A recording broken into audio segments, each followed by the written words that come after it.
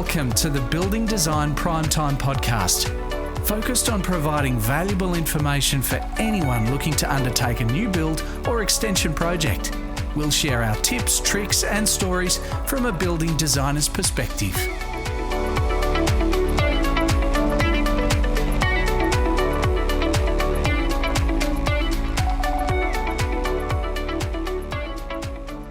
Welcome to the Building Design Primetime Podcast. Once again, we welcome Frank Geskis. Hey, Amelia. And I'm your host, Amelia. What are we talking about today? You told me sheds. Yeah, I think we should talk about sheds. Sheds are awesome. I know, you could talk about this for hours. Oh, a good shed. And when it comes to sheds, size matters. Guys just love a good big shed. We all do. For whatever purpose. You know, you could be into cars, maybe. Woodworking, hobbies, storage, man caves, caravans, storing your caravan in there, your motorbikes, all sorts of crazy stuff. Even pool houses. Yeah. We'll put sheds over the pools. Wow. Half, like a granny flat. I love the holiday shed. The holiday shed. You're going to have to explain that one to me. Well, it's a shed on your block on the coast. It's just a shed, and it's got a bathroom in it and a bit of a sink in the kitchen. So it's a holiday house. In a way, but it's still a shed. Yeah, because okay. you just bring your caravan plonked next to it. Good idea. Some councils like them, some don't. Because they'd rather see a house on there. But anyway, sheds are cool. And all sorts of different sheds. Everyone would know all about them. You go to, home shows, you see them on TV. The variety is unbelievable what's available. Well, what about materials? I guess there's quite a range of materials you can build your shed out of as well. Steel. Nah, well, that's... That's the preference? Well, that's the prefabricated, and they've proven to be the cheapest every time. I've done exercises with customers years ago. We look, I can do it out of timber, I can get the timber cheap and all that. We do the exercise, and the steel shed still comes up cheaper.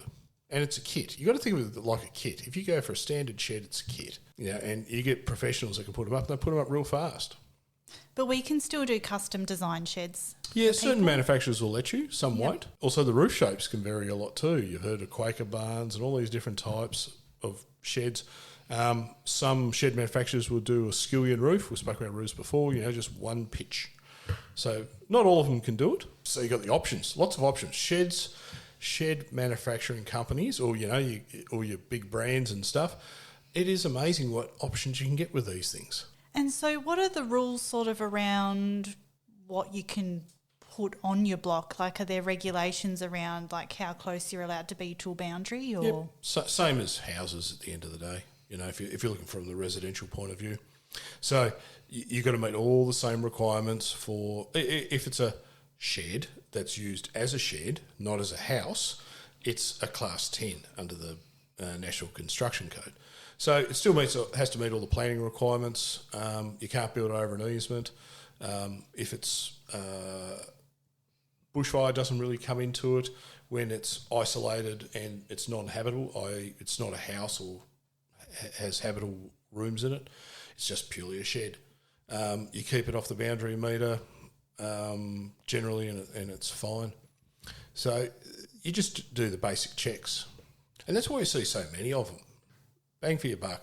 But in some cases, they're not very pretty in the situation. Nice new modern subdivision, you've got this shed in the back, and kind of can take away from the look of a whole area. I guess you have to check your covenants too, because sometimes there might be restrictions on how a shed has to look in a certain area. Totally right. Yeah. Sometimes they will not allow metal cladding. That's what most sheds are made out of. Yeah. When they're prefabricated, 100%. But there are means and ways that you can put different claddings on it, but then goes away that cost effectiveness. It's pretty exciting for a lot of people when they get their first sheds for storage workshop. We've got an intended purpose, especially for car guys or hobbyists and stuff, big hobbies that is, they're brilliant. I mean, $1 per square metre, they're fantastic. You put a carport on, you put a lean-to on the side, you can still put a bathroom in them, that doesn't generally stop you.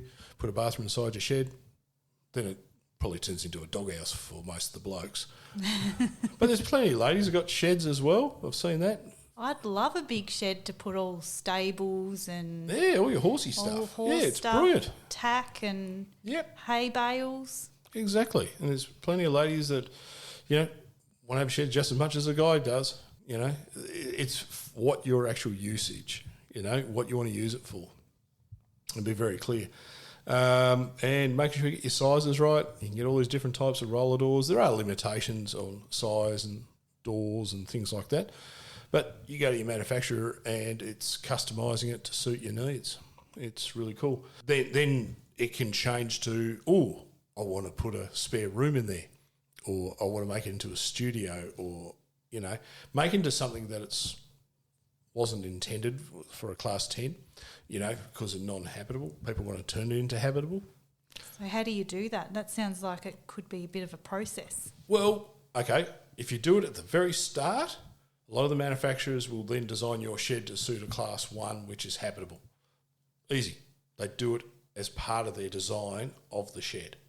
Mm-hmm. So you just have to ask. Some do it, some don't. We get asked a lot, I've got a shed, I want to convert it into a granny flat, or I want to turn it into, a little flat for my teenage kid, or I want to turn it into a rumpus room.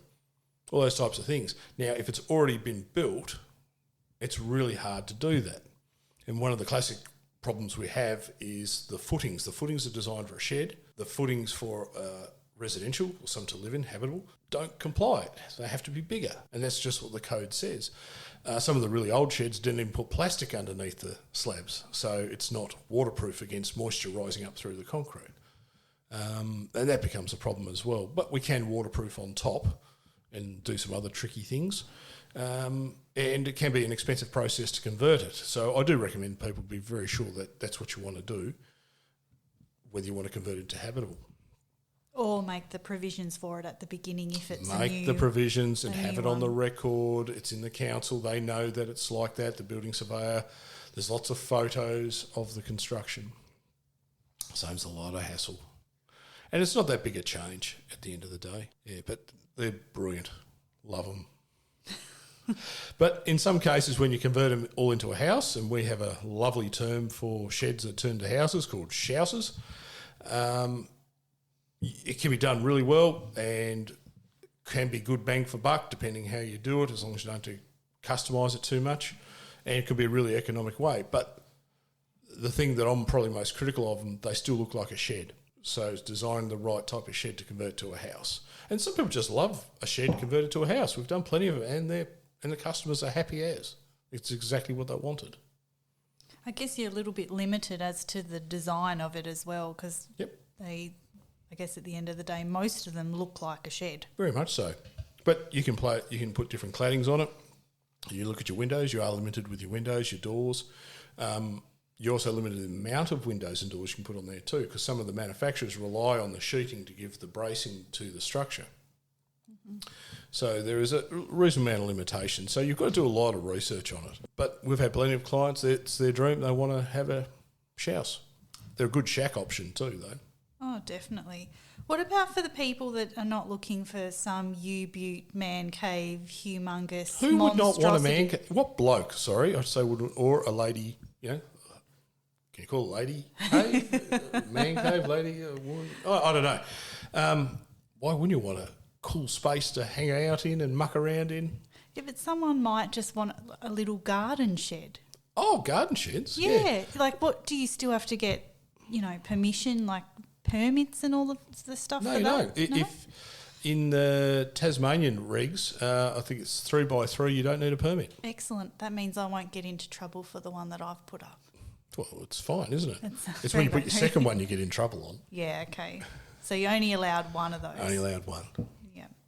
And they're not very tall either. I have heard, I have a family member who, I think they were at capacity for a separate dwelling. They weren't allowed to do another separate dwelling on their property. Yep. So they've done this clever way of attaching it to the house. So it's... Oh, yeah, that'll work. So, yeah, they've got around that regulation. Yeah, you can. Yeah, no, we've done it. And it's playing with the rules that you have, Yeah. And that's what half the stuff that we do. You look at the rules and say, well, how can I still do something and it's legal and it still achieves what the client wants? That's what you're paid to do. Yeah, that's right. You know, we get asked to do some pretty weird and extraordinary things, and we see if we can do it, but sometimes just say, look, we can't do it under this, but if you looked at this option, this might work. And we've done it with sheds plenty of times too. Carports, sheds. Yeah, I saw one the other day. I was at my wife's uncle's place, and he popped a mezzanine inside his shed, and it hasn't got the right height or whatever, but he's happy. He's got this little space upstairs. He's got his workshop downstairs. He's put a TV, an 8-ball table up there, put a mezzanine up in there, and he thinks it's the best thing. I reckon his wife would be happy too. They're both happy because all the grandkids love it. They get their own space. Yeah, they get the space, they muck around, it's great. You know, play their own music, you know what I mean? Some of us don't appreciate other people's music. What, like heavy metal or something? Oh, it could be anything, you know. Yeah, so shed choices, there's never been so many manufacturers. Also, you've got to think about if you want to start up a little business. Sheds are great choices. You know, if you want to run a little home business, and it could be, like we've done quite a number, would you believe, is putting commercial kitchens in them. Really? Seriously. Wow. People want to run a commercial kitchen, their home kitchen, they started there, you know, doing their stuff, and you can, you know, get a commercial licence for your home kitchen, go through the process, get approved, and then they've outgrown that and they need something bigger, but they don't want to get a commercial premises, they want to build their own. So they build a shed and we put a commercial kitchen inside it. That's kind of cool. Home business, why not?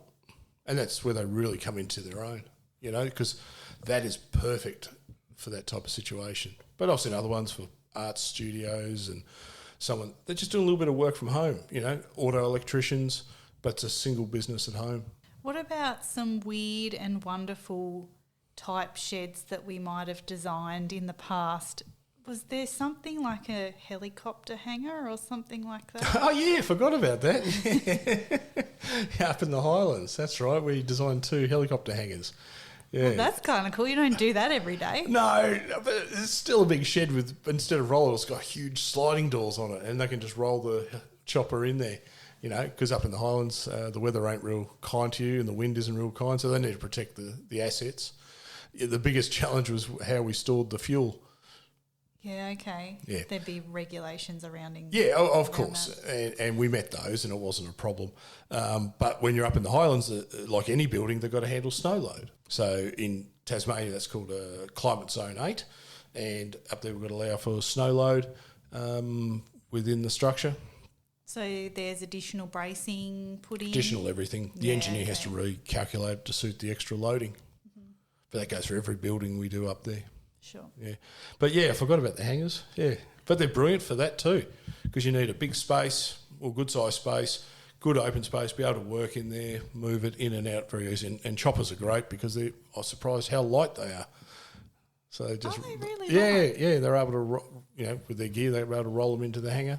Yeah. I've never been in a helicopter. Neither have I. That's something We're going to have very to cool. put that. Surely you know someone with a helicopter. I do. Yeah. You're going to have to hit them up. I think the West Coast, doing one on the West Coast of Tassie, you know, start Central Highlands, go down the West Coast, it'd be just so cool. That would be very cool because they've got some pretty picturesque pretty areas. amazing. Yeah. Start off at Cradle landscape's Mountain insane.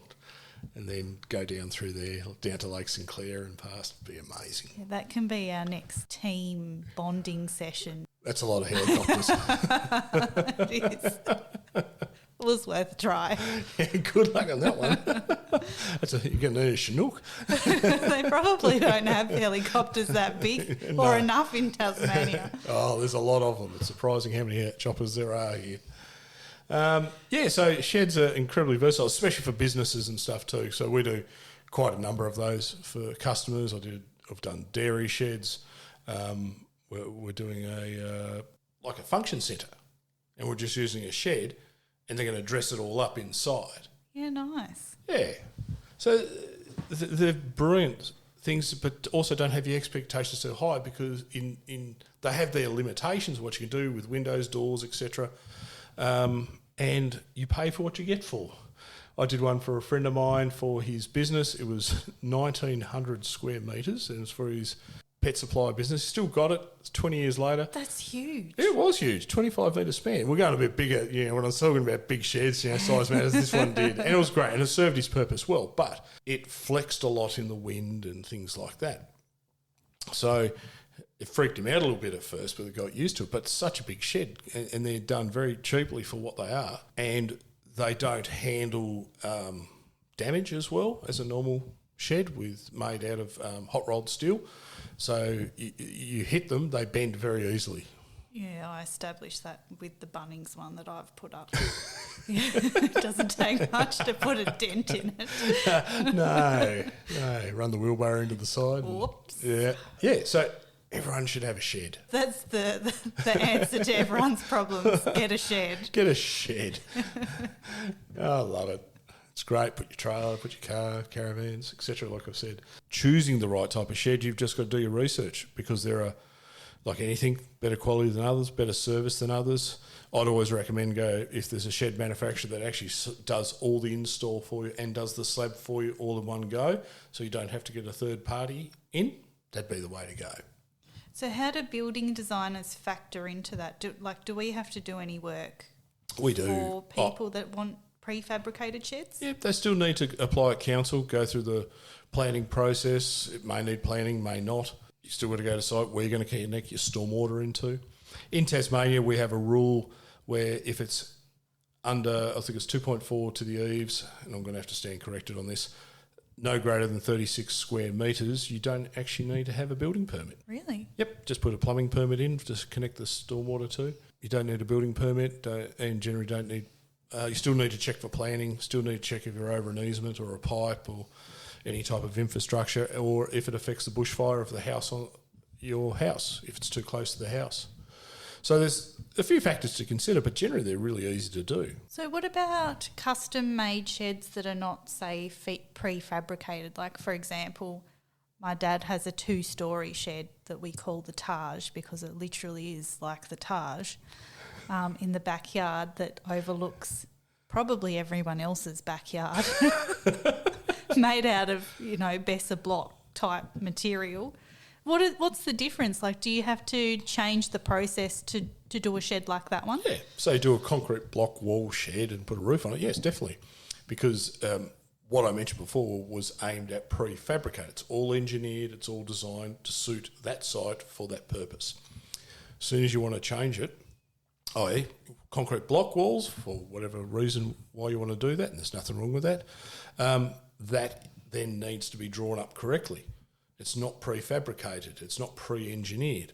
So someone, like a building designer, has to draw it up, an engineer has to do the footings, engineer has to do the walls, someone has to do the trusses or timber frame for the roof or steel frame, whatever you like. So all that stuff has been done by the manufacturer for these sheds. So you're saving a ton of money. Yeah, so it's going to cost probably a bit more to do all Oh, of that. considerably more. Yeah. Like a lot more. And that goes for any custom sheds. I've had plenty of people want a custom shed in their backyard, and they fall over when they see the price of getting an engineer to do this, that and the other compared to a prefabricated one. Prefabricated has all the engineering built in. It's done en masse. We do timber frame sheds because people sometimes just want a timber frame shed because they like timber. And that's great too. It's actually a lot easier to work on lining it. If you've got a timber frame, you can just line it as per normal. Steel sheds, most of them use top hats. If you're not familiar, it looks like a top hat. And these are battens that go onto the side and just fix the cladding on, and they screw to the steel frame. But from the inside, it's really hard to screw anything off to it, to put a wall lining on or a ceiling lining on. You've got to put additional battens or wall frames or roof frames to actually put an internal lining on. So not a good option for those that want to convert to a house or livable area. But even if we do convert to a house, we actually put a whole new frame right inside it so we can get the insulation in. Oh. Because you've got to fit 90 mil of insulation in there as a minimum. So there's plenty of sheds we've done that with, and the clients are quite happy with that. Easier to run the electrical through as well. So that's also the other side of it if you want to do that shousey thing. But some of the manufacturers offer steel stud frame setups with their shed houses.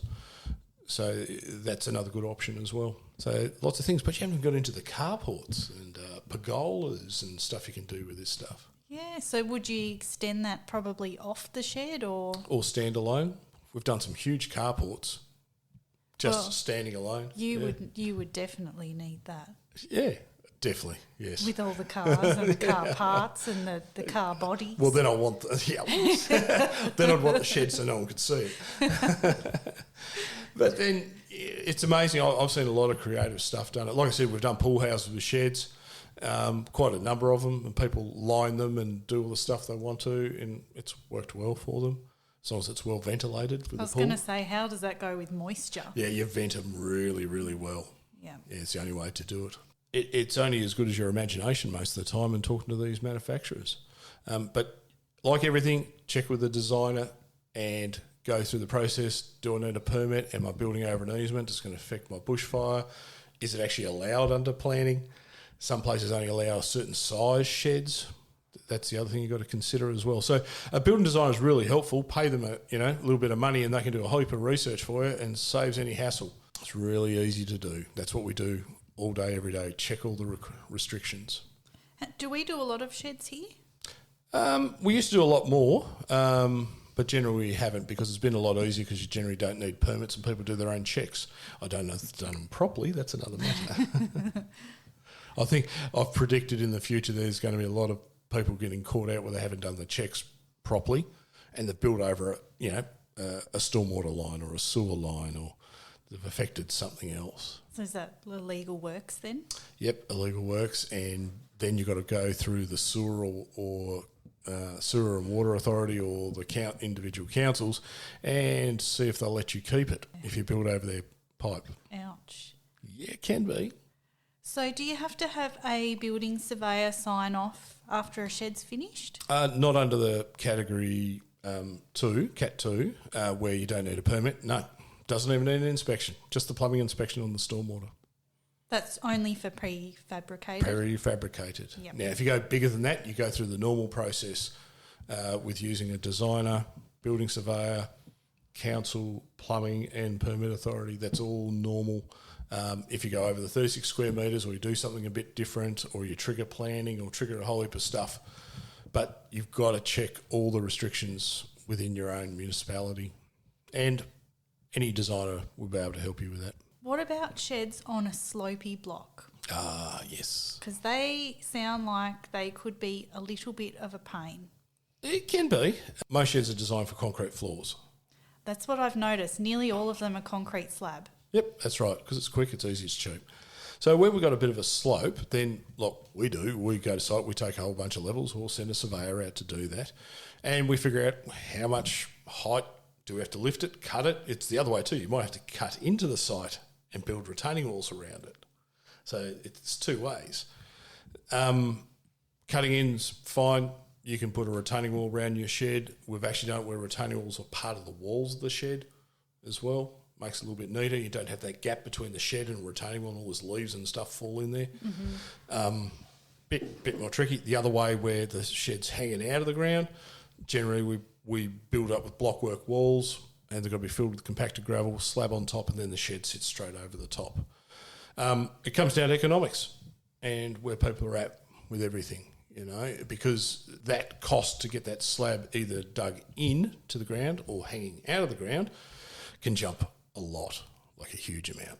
It depends on, I guess, the amount of slope, how much you got to cut out, etc. Yep, the all that. additional cost of retaining walls. Yes, retaining walls everywhere. And I'm guessing normal. they have to be engineered as well? Yes, very much so. They're not part of the shed drawings generally, so you need to get an engineer. But when you get to that stage, it's not prefabricated. Yeah, that's very so true. Then you're going through the whole building approval process, which is fine. That's what you need to do.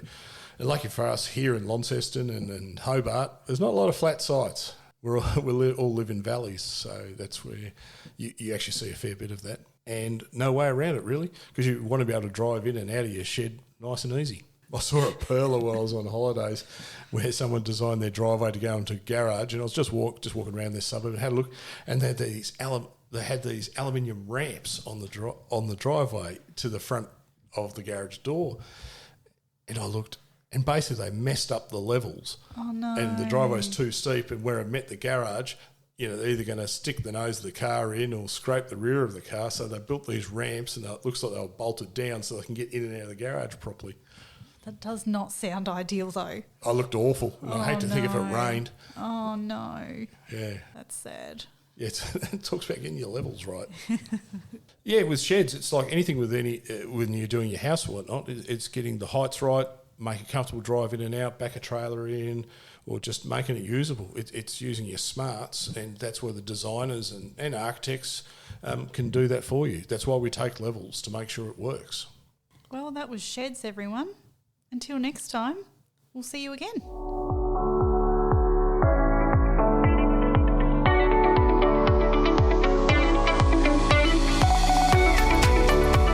You're listening to the Building Design Prime Time podcast.